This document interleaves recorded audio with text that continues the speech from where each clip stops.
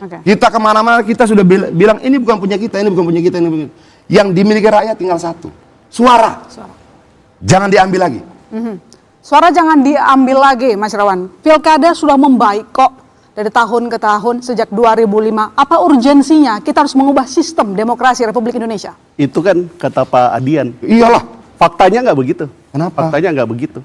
Satu misalnya, pertama kaitannya dengan rata-rata yang dihitung oleh Pak Adian 184.000.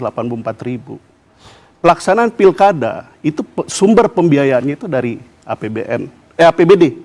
Tidak bisa kita hitung rata-rata secara nasional. Dari situ saja kita bisa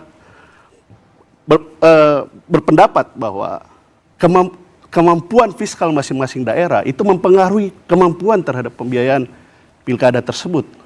Itu satu. Kaitannya tadi yang terakhir itu. Yang kedua, itu yang ingin kami tekan dan kurangi sebenarnya dari aspek pembiayaan politik yang dilakukan oleh setiap pasangan calon. Karena ada relasi sebab akibat nantinya ketika setiap pasangan calon mengeluarkan pembiayaan yang besar untuk biaya kampanyenya, termasuk atribut-atribut yang disampaikan oleh Pak Adian, itu relasi sebab akibat yang menimbulkan dan berpotensi membuka peluang korupsi kepada kepala daerah terpilih gitu. Itu yang kedua. Tapi korupsi kan terjadi di mana-mana. Pak, ini itu nggak satu. gitu sebenarnya. DPR korupsi di mana-mana, tapi di DPR ada koruptor nggak ada. Di DPRD ada koruptor nggak ada. Terus kita mengatakan pemilihan DPR dan DPRD itu salah. Pak, Di PNS ada koruptor nggak ada. Di lawyer-lawyer ada. Di jaksa-jaksa ada. Di hakim-hakim ada. Pak, memang itu terjadi korupsi di mana-mana ada. Nah, iya. Tetapi jenis korupsinya berbeda. Jenis korupsi di kepala gimana? daerah itu adalah korupsi terkait cuma perizinan. satu. Yang namanya korupsi itu cuma satu.